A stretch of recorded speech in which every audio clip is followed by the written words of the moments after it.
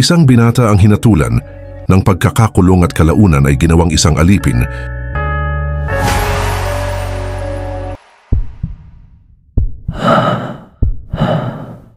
Sa loob ng madilim na piitan, tiniis niya ang matinding hirap hanggang sa kinuha siya ng mga adventurer upang gawing alay sa kanilang paglalakbay laban sa mga halimaw.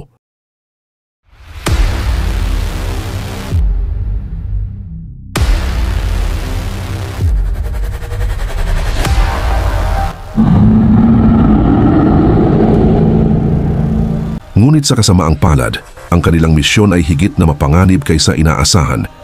Isang pakikipagsapalaran na kahit ang mga batikang adventurer ay isa-isa ring nalipol.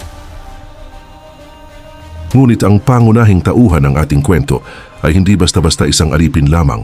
Sa kabila ng lahat, nagawa niyang makaligtas sa pinakadelikadong misyon at nakabalik sa bayan ng buhay. At ang una niyang hakbang, ang tuluyang mawala sa tanikala ng pagkaalipin. Tunghayan natin ang kapanapanabik na paglalakbay ng ating huling manlalakbay. Nakatayo ang kasama sa tapat ng pinuno, bahagyang nakayuko ang protagonista, ngunit sa kanyang isip ay sumibol ang pag-asa marahil ngayon, may pagkakataon na silang manalo. Nakatayo na kasi ang halimaw sa maburak na lupa, hudyat na nawala na ang dating kalamangan nito. Biglang bamuka ang bibig ng halimaw, at palihim na tumingin sa mandirigma, ngumisi ang mandirigma at tinukso ito. Barado na ang mga spore mo, aniya, iniikot niya ang kanyang palakol, tinawag ang halimaw na umiyak, at pansamantalang binitawan ng sandata, sa isang malakas na hampas, tumama ng diretsyong-diretso ang palakol, hinawakan pa ng halimaw ang dulo nito gamit ang kanyang palad. Sunod-sunod ang malalakas na palo, duguan at sugatan ng halimaw, at napasigaw ito sa sakit, biglang sumugod ito patungo sa kaibigan ni Elpam, noon na intindihan ng salamangkero, hindi basta pinili ang lugar na ito para lamang barahan ng mga spore, ang putikan pala ang pinakamalupit na bitag para sa isang mabilis na kalaban. Naipit ang mga tangkay ng kabute sa latian.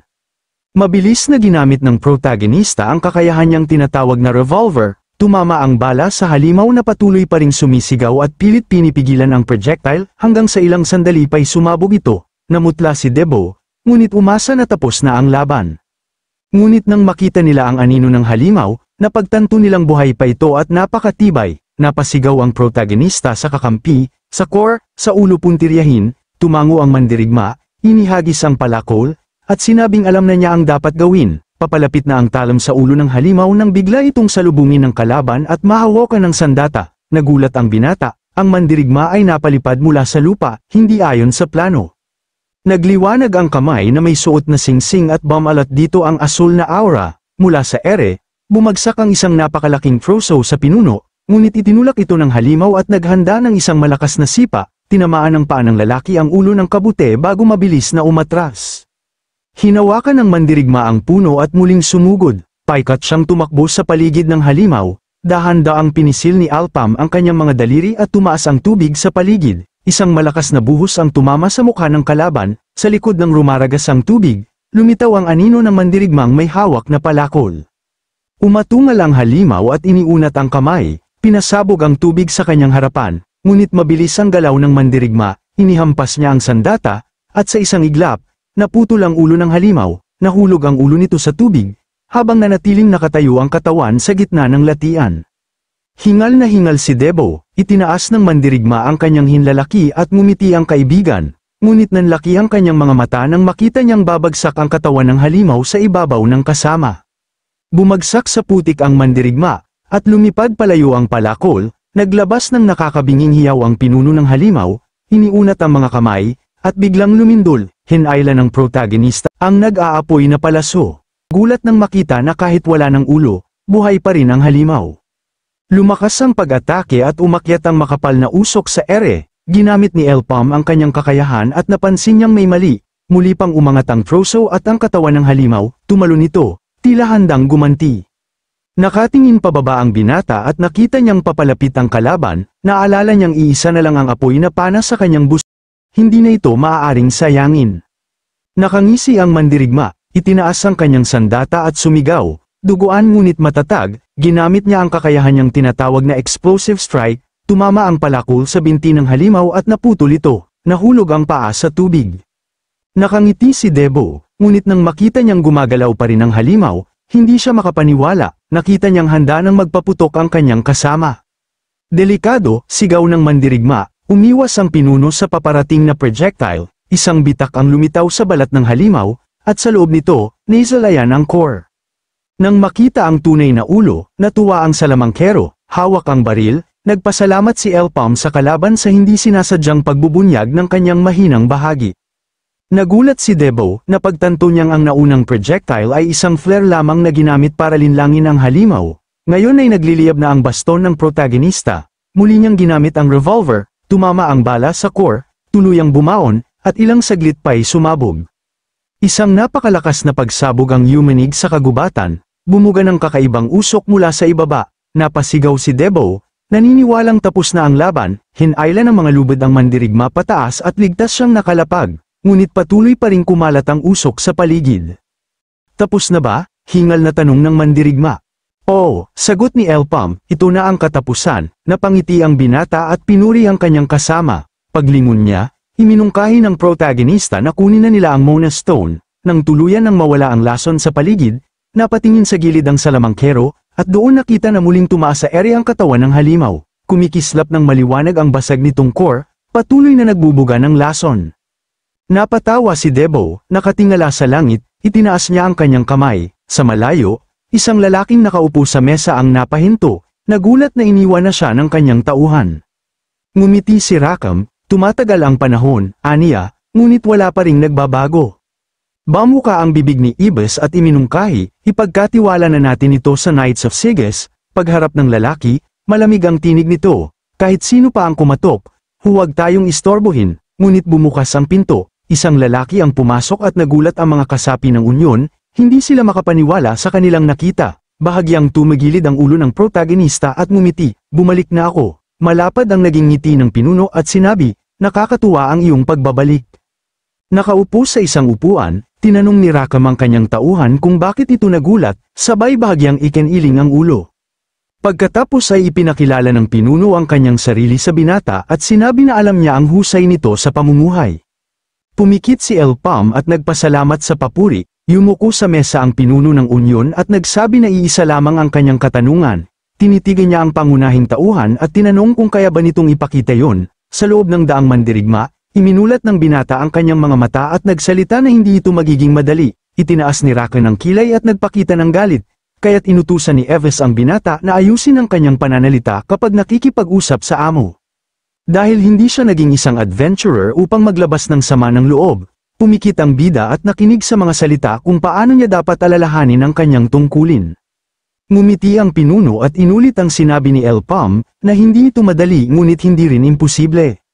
Habang nakaupo sa mesa, nagpa siya ang lalaki na baguhin ang kanyang tanong, ikiniling ng bida ang ulo at gustong marinig ang mungkahi ng pinuno, lumipat ang eksena, biglang nabulunan si Debo at ibinuga ang iniinom, sabay sigaw na may pagkakataon silang kumita ng 5 milyong piso bawat isa, ngunit inihampas ng mandirigma ang mesa at sinabing sobra naman ang hinihingi ng kaibigan, dahil malabong ibigay ang ganoong kalaking halaga. Habang pinupunasan ang mukha, sinabi ng salamangkero na wala siyang pakialam, sapagkat ang magpapas siya ay ang nagbigay ng gawain.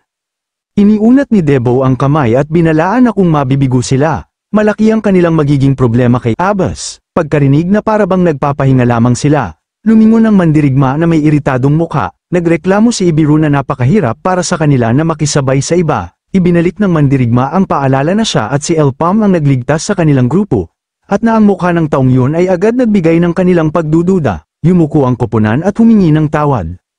Pawisan ang pinuno ng grupo habang nagpapaliwanag na humihingi siya ng tawad dahil pinagdudahan niya ang kakayahan ng mga tagapagligtas. Inabot ni Ibiru ang isang supot ng mga barya at ipinaliwanag na iyon ang ipinangakong 1.5 milyong piso para sa bawat nailigtas. Habang itinaas ng bida ang tasa sa kanyang bibig, pinaalala niya na napag-usapan na nila ang lahat, inyuko ng binata ang ulo at ipinaliwanag na nabayaran na sila para sa kanilang ginawa.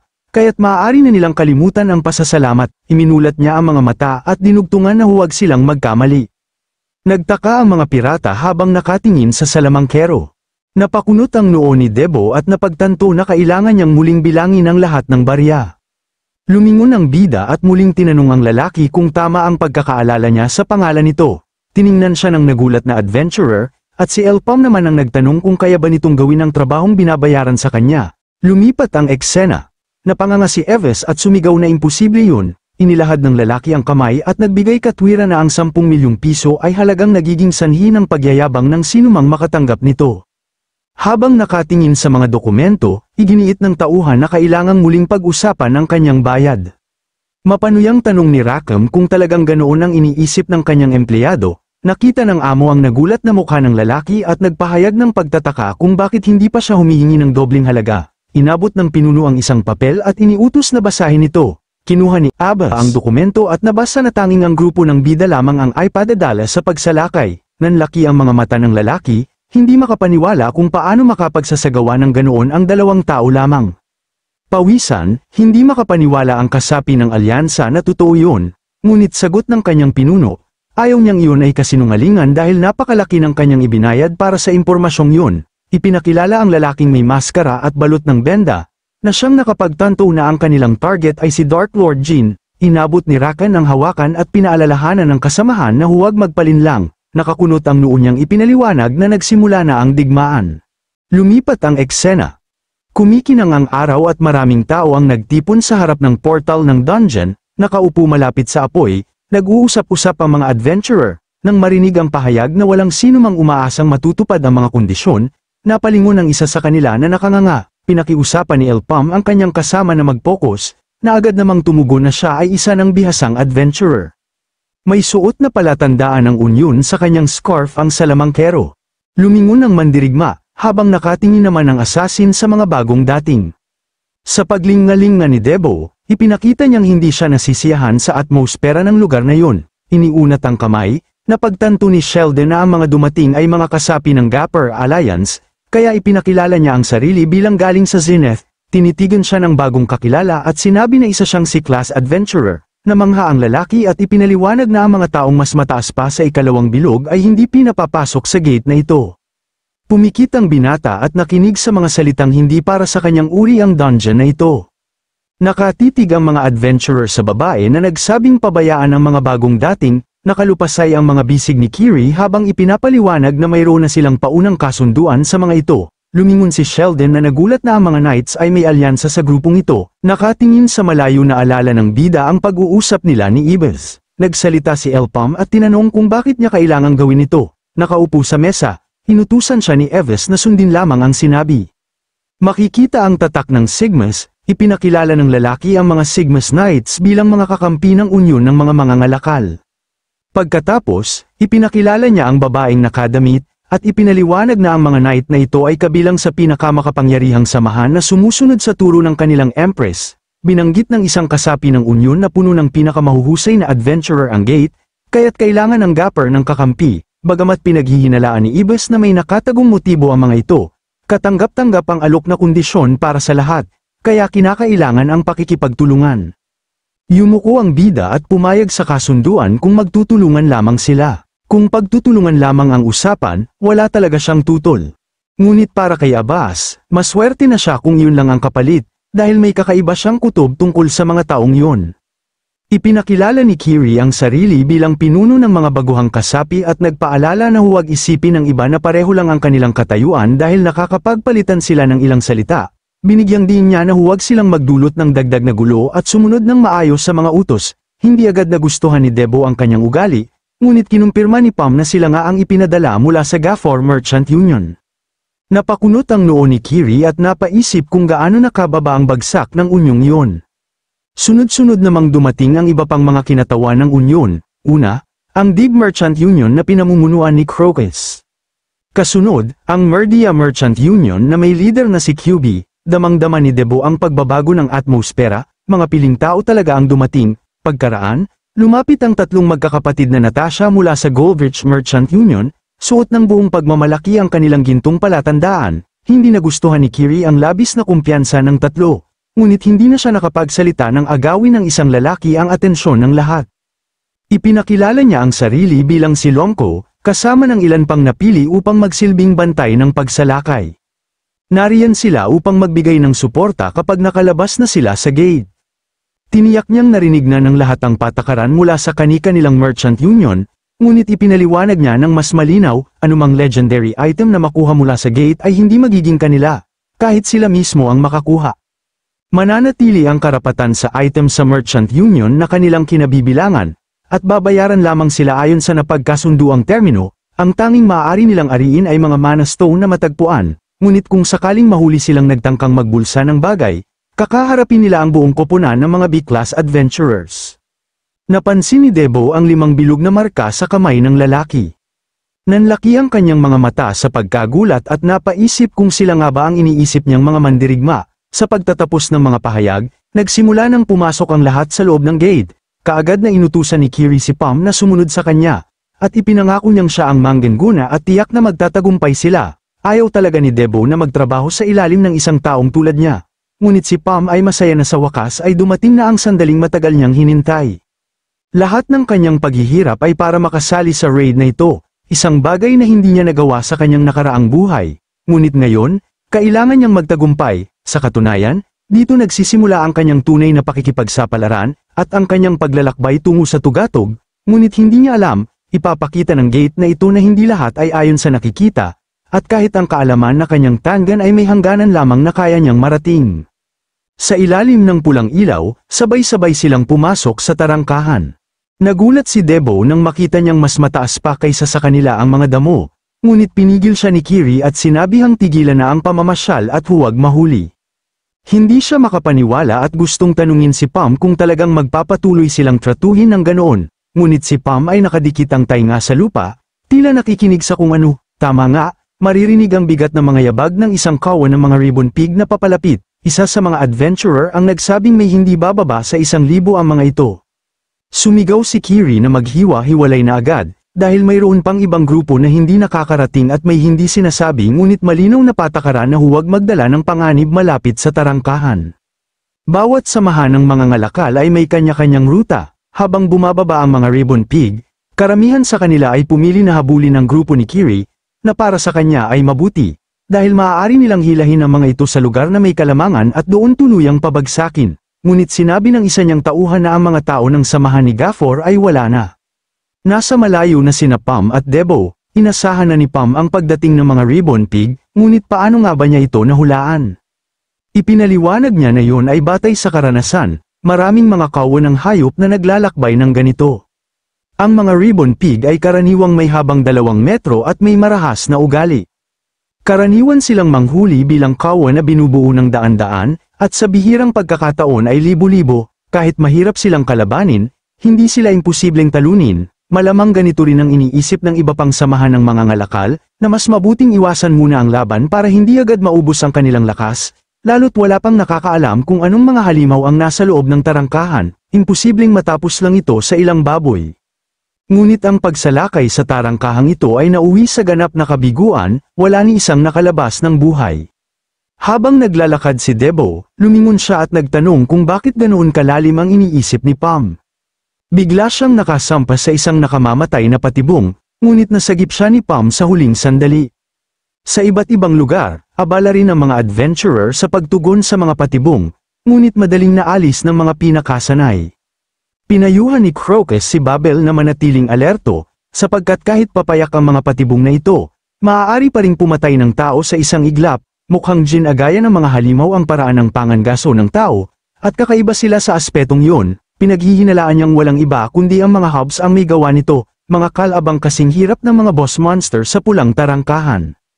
Ibig sabihin, mas mataas ang antas ng tarangkahang ito kaysa sa iba. Kung mga mababang antas na adventurer lamang ang pumasok dito nang walang tulong, wala silang pag-asa, kaya iminungkahi niyang samantalahin ang pagkakataong ito at sundan siya. Ngunit hindi gumagalaw si Babel, dahil wala na ang ulo niya. Gayon din ang buong koponan niya. Bago pa makareact si Crocus, naputol din ang ulo niya ng isang misteryosong lalaking tumatawa na parabang alam niya ang lahat. Samantala, may isang salamangkero na nakaisip na gamitin ang mga ribbon pig para iliga ang mga pumapasok sa tarangkahan. Hindi niya alam kung kaninong ideya yon, pero naging epektibo, dahil doon, napagpasyahan niyang magsimulang gumalaw. Kahit mas gusto pa niyang magpahinga, nasa likuran niya ang magkakapatid na Natasha, hindi makakilos dahil sa mahika ng paralisis. Sinabi niya sa kanila na huwag nang lumaban, dahil hindi sila makakagalaw ng hindi bababa sa 30 minuto. Bigla, nagsalita ang panganay na kapatid. Tinatanong kung bakit niya ginagawa ang ganitong bagay, ikinagulat ng salamangkero dahil yun ang unang pagkakataon na may nakapagsalita sa ilalim ng kanyang mahika, napakadelikado raw niya, kaya papatayin niya ito ngayon. Walang nagawa ang dalawa pang magkapatid kundi panoorin kung paano winarak ang kanilang ate. Ngunit tumimo sa isipan ng salamangkero ang tanong, bakit nga ba niya ito ginagawa? Doon nagpakita ang katotohanan, lahat ng ito ay para sa itim na salamangkero. Sa pamamagitan ng makapangyarihang apoy na palaso, pinatay niya ang huling dalawang magkapatid, ngunit nakarinig siya ng labanan malapit sa lugar, parang walang katapusan. Ang totoo, gusto niya lang magpahinga buong araw. Matagal na niyang nakilala ang kanyang Panginoon, na tinawag siyang William. Tahimik siyang naghintay sa pinakamatagal na panahon, at ngayon na ang sandali, itinago niya ang sarili mula sa mga taong nagpapalawak ng kapangyarihan, ngunit ngayon ay panahon na para anihin ang kanilang mga ginawa. Nangako si William na hindi siya bibiguin, kaya binigyan siya ng kanyang Panginoon ng isang regalo, isang bagay na mula mismo sa isang mahalagang nilalang. Ibig sabihin, hindi pinapayagan ang pagkabigo. Alam ni William na hindi niya pwedeng gawin ito ng pabaya, tulad ng nakasanayan niya sa ibang bagay, kaya ngayon, wala nang dahilan, kailangan na niyang magseryoso.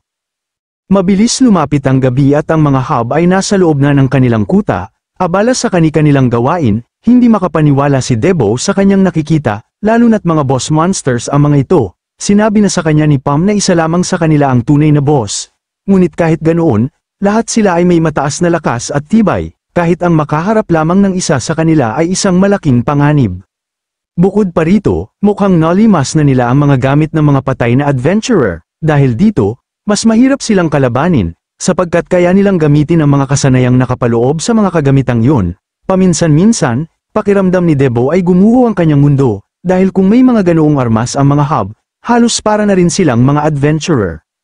Kaya naman nagtataka siya kung paano maisasagawa ni Pam ang pagsalakay ng silang dalawa lang. Natuwa si Pam na mabilis nakakaintindi si Debo, ngunit hindi pa rin niya lubos na maunawaan, paano magiging posible ito ng dalawang tao lamang. Para kay Debo, dapat nilang tawagin si Kiri, o kung ano man ang pangalan niya, para makatulong. Akala niya noon na ayaw ni Pam makipagtrabaho kay Kiri, pero sinabi nito na ganoon lang ang pakiramdam niya bago pa niya nalaman ang tungkol sa mga halimaw na ito. Habang naglalakad ang ilang hub para maghanap ng karagdagang nakawan, biglang sumugod si Debo gamit ang kanyang polearm, ngunit mabilis itong naiwasan ng kalaban. Hindi makapaniwala si Debo na gumagawa siya ng ganito ng mag-isa, ngunit wala siyang oras para sisihin si Pam. Mabilis na bumawi ang hub at umatake pabalik, ginamit ni Debo ang kanyang polearm bilang panangga at pambalanse, kaya't nakaligtas siya at matagumpay na nakalapag, ngunit hindi nag-aksaya ng oras ang hub at muling sumugod ng sunod-sunod, determinado na kitilin ang buhay ng sumalakay. Sa wakas, nagawa ni Debo na saktan ito, naputol ang paa ng hub, dahilan upang matisod ito. Mabilis na sumugod si Debo para sa panghuling hampas, ngunit nakaiwas ang hub at nakabigwas ng isang malakas na suntok, tuloy-tuloy na tumama si Debo sa puno, napatunayan niyang hindi ito basta-basta mababagsak.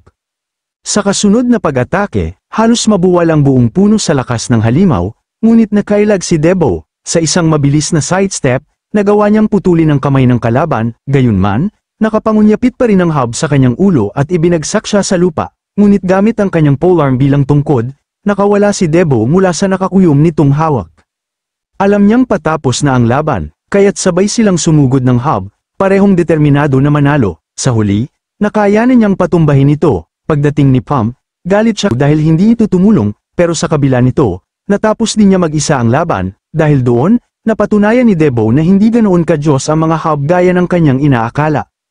Ngunit nagsisimula ng magduda si Debo, kung dalawa man lang ang sabay niyang makakaharap, tiyak na wala siyang laban. Bigla siyang napahinto nang makita ang isang nakakasindak na tanawin, isang lugar na pa ng mga bangkay, lalo na ng mga sickness knights, lahat sila ay brutal na pinaslang.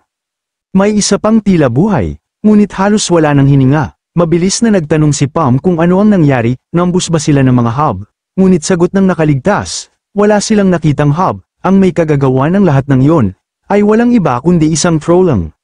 Sa loob ng kanyang opisina, nakaupo si Abbas habang naninigarilyo ng tabako, hindi ito kapanipaniwala, aniya, ang trollang ay isang tao na pumapasok sa gate kasama ng iba, at ang buong layunin nila ay magtipon ng impormasyon at patayin ang mga adventurer. Dahil kusang nawawala ang gate matapos silang makatakas, lahat ng ebidensya ng kanilang ginawa ay naglalaho rin. Ngunit sa pagkakataong ito, tila wala talagang panalo, napakahirap ng gate na kailangang linisin, at sayang lamang ang lakas dahil halos wala nang natitirang tao para lumaban, kahit pa, sa kung anong paraan, ay malampasan nila ito at makakuha ng isang natatanging bagay gaya ng unique item, hindi rin sila makakaligtas sa mga hinala ng mga tao sa labas. Marahil, ang tina-target nila ay ang mga piling miyembro ng unyon ng mga mangangalakal, dagdag pa niya, ngunit walang saysay yun.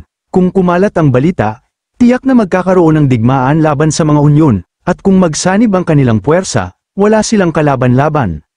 Samantala, hindi makita ni Debo ang katawan ni Kiri sa tambak ng mga bangkay, lalong nakumpirma ni Pam ang kanyang hinala, si Kiri ang trollang. Nabigo ang natitirang nakaligtas, ibinagsak nito ang kanyang kamao sa lupa, kasalanan ko ito, wika niya, hindi ko inakalang may traidor pala sa aming hanay, pero, bakit niya ito ginawa? Ni si Pam ay hindi makaintindi, paano siya naging trollang, gayong kasapi siya ng Cygnus Knights, ang nakaligtas ay hindi rin makapaniwala, imposible, pero kung babalikan ko ang lahat ng nangyari, ang mga utos na ibinigay niya sa mismong pasukan ng gate, parang bahagi yun ng plano niya bago niya kami pinatay, at siya mismo ang umamin, na isa siyang alagad ng itim na salamangkero.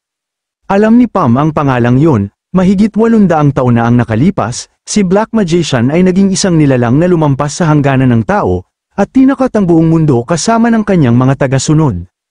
Upang pigilan siya, 6 na bayani ang nakipaglaban, ngunit nagtapos sa pagkakaselyo, ang itim na salamangkero at ang 6 na bayani, sa gulong iniwan ng kanyang hukbo, sinamantala ng pinagsamang hukbo ang pagkakataon at nilipol ang lahat ng mga natirang tagasunod. Ang kwentong ito ay alam ng lahat ng mamamayan ng Maple World, pati na rin ni Debo. Hindi na dapat pagtuunan ng pansin ang mga halimaw, dagdag ni Pam, mas mahalagang hanapin siya. Dahil malaya pa siya ngayon, tinanong niya ang nakaligtas kung sasama ito sa kanila, ngunit nagbabala rin siya, dapat maghanda sa laban, dahil yun lamang ang magiging katapusan kapag nagtagpo sila. Ngumiti ang nakaligtas, hindi ako nagdadalawang isip, iyan mismo ang gusto ko. Samantala, sa ibang lugar, mabilis na tumatakbo si Kiri, bakas sa kanyang mukha ang pagkabalisa. Ngunit di nagtagal, nakatagpo niya si William at ang iba pang mga trollang, na masayang-masaya sa kanyang pagbabalik, ayos at nakayanan mong asikasuhin ang mga ribbon pigs, ani William, mas madali naming naisakatuparan ang plano dahil naghiwa-hiwalay ang lahat, natanggap mo ba ang aming regalo, marami kaming oras na ginugol sa pagbabalot noon. Ngunit sa halip ng ngumiti, dahan-daang hinugot ni Kiri ang kanyang espada, sino kayo talaga, malamig niyang tanong. Samantala, karga ni Debo ang sugatang nakaligtas, pwede tayong bumagal kung nahihirapan ka. Ayos lang ako, sagot ng nakaligtas, napangiti ito ng bahagya sa narinig mula kay Debo, kung ganoon, magaling talaga ang pinuno mo, malapit na nating matagpuan siya, dahan-dahan niyang inilabas ang kanyang madilim na espada, at mas lalo pa siyang natuwa sa narinig. Sa ibang lugar, patuloy pa rin si Kyrie sa mabangis na labanan, habang pinagmamasdan ng mga tauhan ni William ang kanyang lakas at husay. Napansin ni William na kamangha-mangha kung paanong nakakapanatili siya ng kanyang depensa laban sa napakaraming kalaban ng mag-isa. Idinagdag pa niya na ang ganitong antas ng kasanayan ay likas lamang para sa isang kapitan ng pagsasanay ng Cygnus Knights. Tinukso ni William si Kyrie, tinatanong kung gaano pa siya tatagal. Sa mismong sandaling yon, pinakawalan ni Kiri ang kanyang kapangyarihan, inactivate ang kanyang Rising Sun skill. Isa sa mga tauhan ni William ang sumugod, nagsasabing tigilan na niya ang pagpapanggap. Ngunit sa isang mabilis na galaw, pinakawalan ni Kiri ang Solar Slash, hinati ang kalaban at tinapos ang sagupaan. Hingal na hingal, mariin niyang itinulak ang tanong kay William, ano ba talaga ang pakay niya? Binalaan niya itong mamamatay kung patuloy na magtatago, subalit hindi natinag si William, tinawag pa siyang maingay at iniutos sa mga natitirang tauhan na tapusin na siya, sabay-sabay na sumugod ang 3 mandirigma, mga armas ay nakahanda, ngunit bago pa man sila makaatake, bigla na lamang silang nagkapira-piraso, pinilas ng isang hindi inaasahang hiwa. Nagulat pareho sina Kyrie at William sa biglang pangyayari, nang lingunin ni Kyrie ang pinagmulan, nanlaki ang kanyang mga mata, si Debo ang naroroon. Kanina pa, magkasamang naglalakad sina Debo at Piton, habang panatag na sinasabi ni Debo na mahusay si Elpam sa pagtuntun at tiyak na mahahanap nito si Kyrie. Ngunit biglang nag-iba ang anyo ni Piton, palihim niyang inilabas ang isang patalim, at may masamang ngisi ay bamulong, pakisabi kay Kiri, isang palem mula sa akin, at mabilis na ibinuwal ang patalim laban kay Debo. Ngunit bago pa tumama ang talam, pumutok ang kamay ni Piton mula sa isang naglalagablab na fireball, mula kay Elpam mismo. Nabigla si Debo at napatitig dito, nagtatanong kung ano ang nangyayari. Payapa lamang ang tugon ni Elpam, na ito'y ayon lamang sa kanyang inaasahan. May mapanuyang ngiti. Tinawag pa niya si Piton na isang mahina at halatang aktor. Habang hawak ang sugatang kamay, napagtanto ni Piton na bumaligtad na ang laban, ngunit malamig ang mata ni Elpam. Sinabi niyang matagal na siyang tumigil sa basta-basta pagtitiwala sa iba. Sa isang kisap mata, inactivate niya ang kanyang mahika at tinuldukan ang buhay ni Piton. Sa kasalukuyan, bumangon si William, may iritadong ngisi habang nakatingin kina Debo at Kiri. Nakakatawa naman, isang hindi inanyayahang bisita, biglang sumulpot. Isa sa kanyang mga tauhan ang nagsabi na si Debo ay mula sa Gafor Merchant Union, at ang kanyang buhay ay patunay na bigo si Piton na tapusin ang grupo nila.